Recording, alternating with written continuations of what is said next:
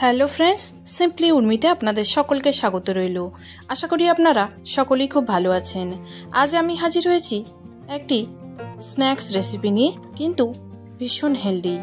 তো সন্ধ্যাবেলা যদি খিদে পেয়ে যায় আর ঘরে যদি একটু আটা মাখা থেকে থাকে, আর যদি নাও থাকে একটু মেখে নিতে অসুবিধা নেই।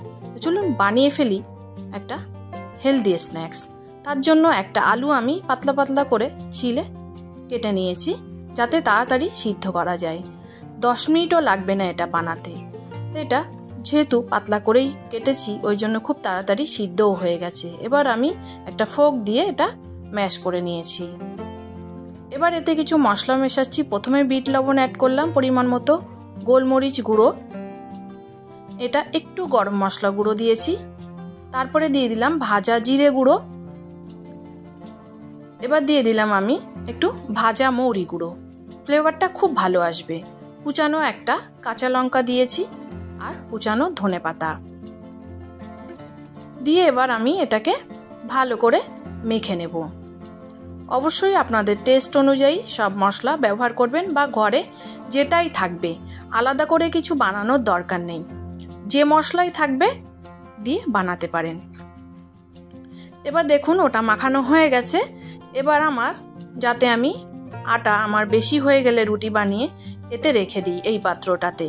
তো এটা দুটো রুটির সমান, আমি যে সাইজের রুটি করি দুটো রুটির সমান আমার লেচি বেঁচে আছে।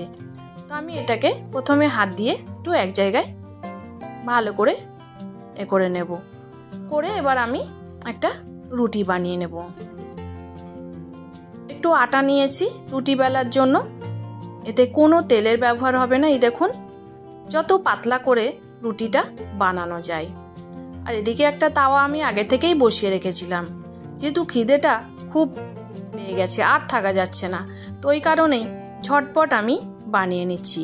তো এই রুটির মতোই আমি সেঁকে নিয়ে একটু রুটির মতো গ্যাসে দিয়ে ফুলিয়ে নিলাম। খুব ভালো ফুলেও গেছে।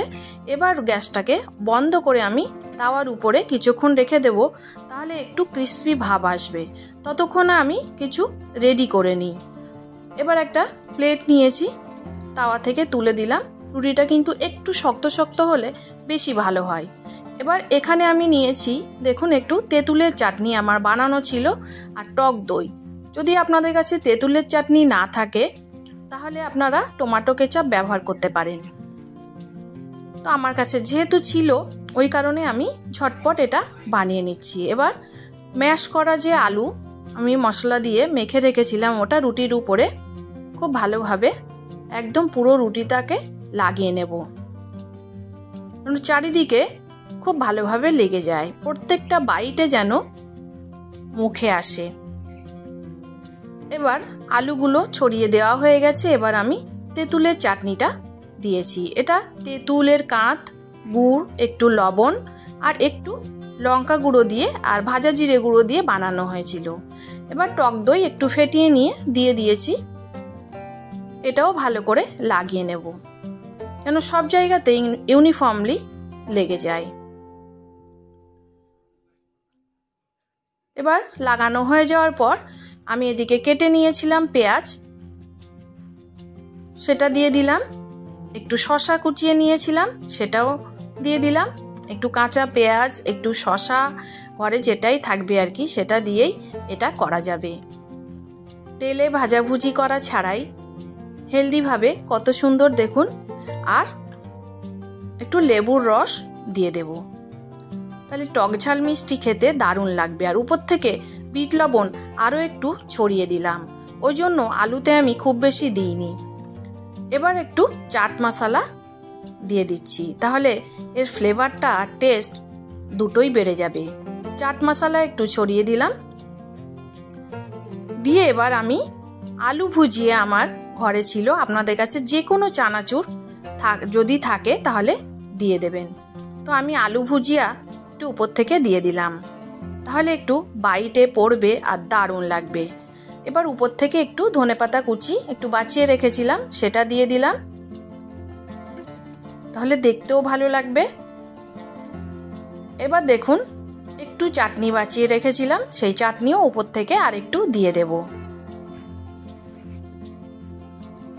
তো চাটনি দিয়ে দেওয়ার পর এবার আমি আর একটু দইও দেব,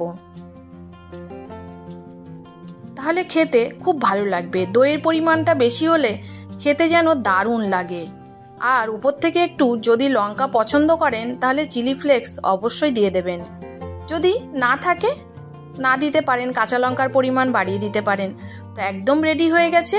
বিনা তেলে আমি বানিয়েছি ঘরে থাকা উপকরণ দিয়ে। এবার পিৎজা কাটার দিয়ে কেটে নিচ্ছি। আমাদের 4 জনের জন্য একদম পারফেক্ট। তো কেমন লাগলো আমার এই ছোট খিদের একটা স্ন্যাক্স রেসিপি? যদি ভালো লাগে অবশ্যই লাইক, শেয়ার, কমেন্ট করতে ভুলবেন না। আর নতুন বন্ধুদের কাছে রিকোয়েস্ট রইল চ্যানেলটি সাবস্ক্রাইব করে আমার পাশে থাকার অনুরোধ রাখছি। আর ফেসবুক থেকে দেখলে পেজটি অবশ্যই ফলো দিয়ে রাখবেন। তো আজ আসি, সবাই ভালো থাকবেন, ধন্যবাদ রইল।